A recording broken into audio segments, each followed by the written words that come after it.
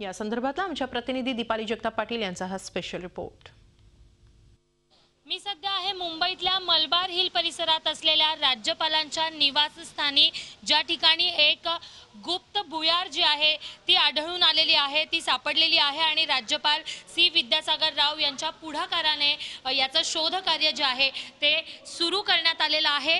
आपण सध्या जी दृश्य पाहतोय ती या भुयाराच्या सुरुवातीचीच आहेत। हा जो गेट आहे त्याचे दृश्य आपण पाहत आहोत आणि संपूर्ण 153 मीटरचा हा संपूर्ण पुढचा भुयार जे आहे, भुयाराचा रस्ता जो आहे तो असणार आहे आणि त्याचाच उलगडा आपण यापुढे करणार आहोत। सुरुवातीला आपण पाहूयात की हा जो ब्रिटिशकालीन भुयार असा अंदाज बांधला जातोय। जवळपास 1800च्या दशकातला हे जे भुयार आहे ते बांधलं गेलेलं असेल आणि म्हणूनच त्याचा दरवाजा आपण हा पाहतोय की अत्यंत जीर्ण झालेला लोखंडाचा जुना दरवाजा या ठिकाणी ठेवण्यात आलेला आहे। जसजसं आपण या भुयाराच्या आतमध्ये जातो तसतशा अनेक रहस्यमय गोष्टी आपल्याला पाहायला मिळतात आणि त्याचं कुतूहल जे आहे ते वाढत जातं।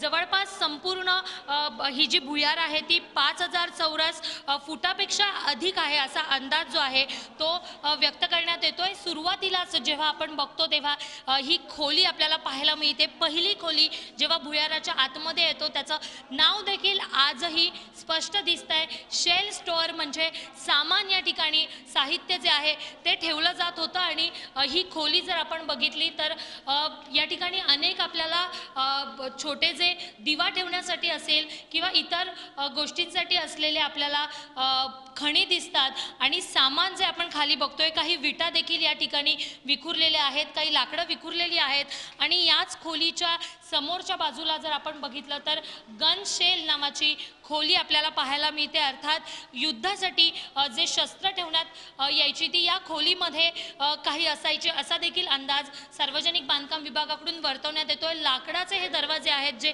जीर्ण झालेत आपल्याला पाहायला मिळतात। या खोलीच्या आतमध्ये जाऊन आपण पाहणार आहोत की नेमकं आपल्याला आणखी काय दिसतं। हे जे आपल्याला पाहायला मिळतंय की या ठिकाणी दिवे ठेवण्यासाठीची जी जागा आहे ती या ठिकाणी करण्यात आलेली आहे आणि दुसरीकडे हे जे आपण पाहतोय त्याचा अंदाज वर्तवण्यात येतोय की साहित्य या खोलीमध्ये ज्या गन होत्या किंवा जे शस्त्र होते ते वरती पोहोचवण्यासाठी याचा वापर करण्यात येत होता आणि म्हणूनच याला साहित्य पुरवणारं लिफ्ट जे आहे जुन्या काळातलं त्यासाठी याचं बांधकाम जे आहे, याचं स्ट्रक्चर जे आहे ते तयार करण्यात आलं होतं असा अंदाज व्यक्त केला जातोय। आणि अशा पद्धतीचे जे लिफ्ट आहेत ते संपूर्ण 13 पैकी 2 खोल्यांमध्ये असल्याचं सांगण्यात येतंय। भुयाराच्या सुरुवातीला 2 खोल्या पाहिल्यानंतर आता आपण पुढे जाणार आहोत आणि पुढे नेमकं काय काय दडलंय हे सांगण्यासाठी आपल्या सोबत आहेत सार्वजनिक बांधकाम विभागाचे अधिकारी आहेत, civil engineer Krishna Ghogre sir. Sir, काय काय पुढे आढळतंय काय सांगाल? इथूनच आपण सुरुवात करूया। इथे ड्रेनेज लाईन आहे, याला जॉईन केलेली, त्यानंतर हे नंतर बांधलेलं स्ट्रक्चर आहे। या ठिकाणी इथं स्टेप्स आहे, ह्या वरपर्यंत जात असाव्या आणि त्या ठिकाणी जे ड्रेनेज पाईप दिसतोय तो कासाईंचा। सर, हे जुनं स्ट्रक्चर आहे किंवा तुम्ही हे म्हणताय हे ज्या विटा दिसत आहेत या खूप जुन्या नाही आहेत, या नवीन बांधकाम आहे, तर साधारण पुन्हा बांधकाम याचं कोणी केलं असेल? इथं जेव्हा गव्हर्नर हाऊस झालंय त्याच्यानंतरचं काम असावं आणि त्याच्या अगोदरचं जे हे त्याच्या अगोदरचं भुयार असावं। आणखी थोडं पुढे गेल्यानंतर आपल्याला अनेक गोष्टी पाहायला मिळतात, जशी सर काय सांगाल ही जी लाईन आपल्याला पाहायला मिळते, जसं पाणी जाण्यासाठी किंवा कशासाठी तरी वापर झाला असावा, काय सांगाल? याचा त्यांनी पूर्व नियोजित, म्हणजे पुढं भविष्यामध्ये जर काही लीक झालं तर त्याचं ड्रेनेज जे आहे त्यामध्ये पाणी जमा नको व्हायला पाहिजे म्हणून फार अभ्यासपूर्वक तयार केलेलं आहे सगळं। ही जी लाईन दिसते ही वरच्या फ्लोअरवरून आलेली असू शकते, कारण याचा वरची काही संबंध नाही, त्याच्याकरता आम्ही अंदाज लावतोय की याला एक डबल फ्लोअर असू शकतो। म्हणजे याच्यावरतीही दुसरं फ्लोअर असण्याची शक्यता आहे, दुसरा मजला असण्याची शक्यता आहे आणि त्याचीच लिंक म्हणजे ही जी ड्रेनेजची पाईप आपल्याला पाहायला मिळते। त्याचप्रमाणे थोड्या वेळापूर्वी आपण जे जिने पाहिले ते देखील वर जाऊ शकतात। सर, कशा पद्धतीने पुढचं सर्वेक्षण चालणार आहे? आता उद्या मीटिंग आहे, त्यामध्ये सगळ्यांना बोलवलं गेलं आहे, आमचे अधिकारी येणार आहे, त्या मान्य गव्हर्नर साहेबांच्या आदेशानुसार पुढचं काम जे आहे आम्ही सुरू करू। धन्यवाद सर आमच्याशी बोलल्याबद्दल. तर दुसरा मजला वर असण्याची शक्यता आहे आणि जसं आपण पुढे जाऊ तशा अनेक गोष्टी उलगडत जातात. जसं आपण पाहतोय की साधारण 10 फुटापर्यंत ही भिंत आहे, पण त्याच्याही वरती या ठिकाणी अनेक ठिकाणी या भुयारामध्ये 12 फूट उंचापर्यंत वरपर्यंत व्हेंटिलेशनसाठीची सोय जी आहे ती करण्यात आलेली आहे.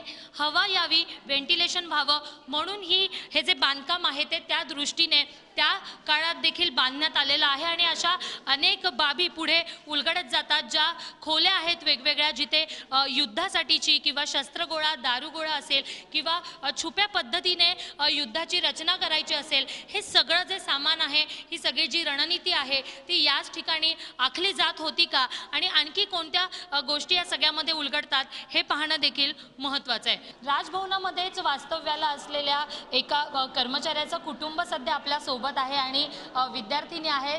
काय सांगशील, तुम्ही आता हे भुयार बघताय, तुम्ही राजभवनातच राहता, किती आश्चर्य वाटतंय आणि किती कुतूहल आहे? हे मी पहिल्यांदा बघितलंय. पहिला फक्त हिस्ट्रीत वाचलं होतं की असं सगळं असतं, ब्रिटिश असतात, त्यांनी सगळं बनवलं असेल. पण इथे राहून असं वाटतंय की असं इथे होतं आणि आम्हाला सुद्धा माहीत नव्हतं की इथे हे आहे. तर लय आनंद होतो बघायला पण, आणि हे सगळं इतकं पुराणं याचं हे सगळं खूप छान वाटतंय.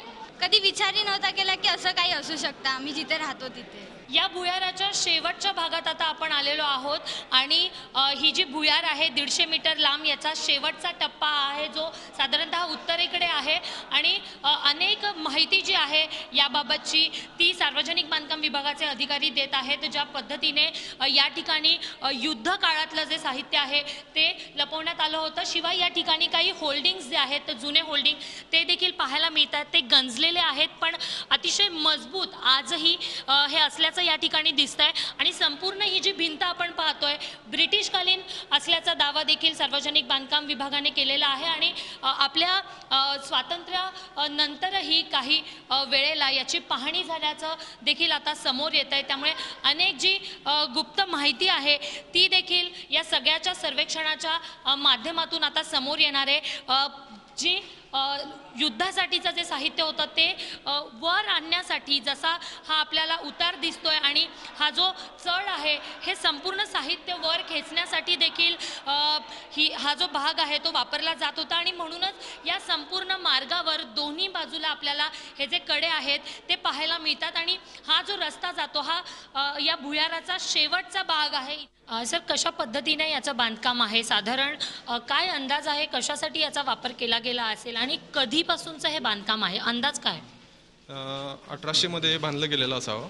खूप सुंदर स्ट्रक्चर आहे. आमच्या सिव्हिल इंजिनियरच्या दृष्टीने अभ्यास करण्यासारखी वास्तू आहे. याला 2 पार्टमध्ये, हा एक दगडामध्ये एक वीटकामात असलं पाहिजे. ते आता शोधल्यानंतर समजेल. 1800 मध्ये बांधलं गेलेलं आहे. याचा उपयोग हा जास्त करून दारुगोळा इथं स्टोअर करण्यासाठी झालेला आहे. आणि याच्यावर अजून एक फ्लोअर असला पाहिजे असा अंदाज आहे आमचा, कारण याची हाईट 10 ते 12 फुटापर्यंत येते आणि वर जो डक आहे त्याची हाईट अजून 10 फूट ते 12 फूट येते. याचा अर्थ 20 फुटापर्यंत कमीत कमी याची हाईट आहे. आणि काही ठिकाणी याला ड्रेनेजच्या लाईन आलेल्या आहे खाली. हे जे पाणी गळतंय काही ठिकाणी, तर काय अंदाज आहे? हे सिंगल फ्लोअर आहे म्हणून गळतंय. जिथं डबल फ्लोअर असलं तिथं गळत नाही आहे. तुम्ही बघा, ज्या ठिकाणी आहे ना, काही ठिकाणी 2 ठिकाणी याच्यामध्ये लिफ्टिंग मशीन आहे, ज्या इथं पहिले वर तोफा ठेवल्या जात असतील तर त्यांचे जे गोळे दारुगोळा जो आहे तो तिथं स्टोअर केला जायचा. तो हेवी राहायचा. त्याला वर लिफ्ट करण्यासाठी चेनच्या साह्याने तिथं त्याला अरेंजमेंट केलेली आहे. सिम्पल लिफ्टिंग मशीन आहे, त्याला हँडल असेल, तो ठेवल्यानंतर ऑटोमॅटिकली चेनने ते फिरवलं की तो वर जात असेल. तिथून मग समुद्राच्या दिशेने त्याचा फायर होत असेल. काही साहित्य या ठिकाणी सापडलंय का? नाही, याला ओपन केल्यानंतर इथं काहीच सापडलं नाही आहे. किती जणांची टीम यासाठी काम करते? आता वेगवेगळे डिपार्टमेंट्सला इथं बोलवलं जाईल, त्या हिशोबाने काम केलं जाईल. तर विविध जे विभाग आहेत ते ही वास्तू जतन करण्यासाठीचं काम करणारे, शिवाय याचा अभ्यास देखील केला जाणार आहे. नेमका कशा पद्धतीने ही वास्तू आहे आणि जसं आत्ता आपल्याला सिव्हिल इंजिनियरने सांगितलं की अतिशय सुंदर वास्तू आहे आणि इंजिनिअरिंगच्या दृष्टीने देखील, आर्किटेक्टच्या दृष्टीने देखील शिकण्यासारखं या वास्तूमध्ये बरंच काही आहे. त्यामुळे नक्कीच एक रहस्य याबाबत जे आहे त्याचं सर्वांनाच कुतूहल झालेला आहे, अगदी इंजिनियर्स पासून आर्किटेक्चर्स पासून सामान्य जनतेलाही, आणि त्यामुळेच याचा संपूर्ण अभ्यासपूर्ण जे संशोधन आहे ते केलं जाणार आहे. ही जी भुयार आहे याचा शेवटचा भाग जो आहे तो आपण पाहत आहोत. इथे एक दरवाजा आहे आणि आतमध्ये आपण पाहतोय की टोकाला इथे काही जिने आपल्याला पाहायला मिळतात आणि इथला जो परिसर आहे याच्या बाहेर हा राजभवन चा जो कॅम्पस आहे, राजभवनच्या बाहेरचा जो परिसर आहे तो याच्या बाहेर गेल्यावर आपल्याला पाहायला मिळतो. पण इथे जी आपण बघतोय की पूर्णपणे निमुळती जागा आहे आणि ती बंद केलेली आहेत.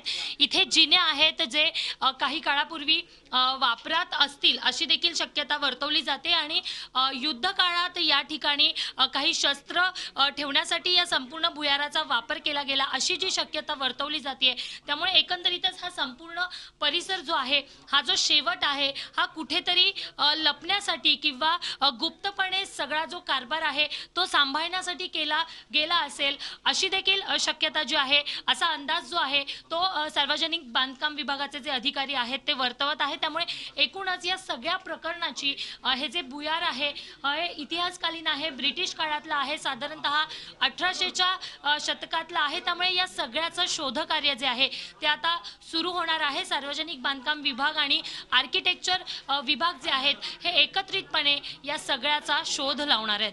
व्हिडिओ जर्नलिस्ट सुमेश भालेराव सह Deepali Jagtap Patil, Zee media, Mumbai. Zee 24 तास रहा एक पाऊल पुढे.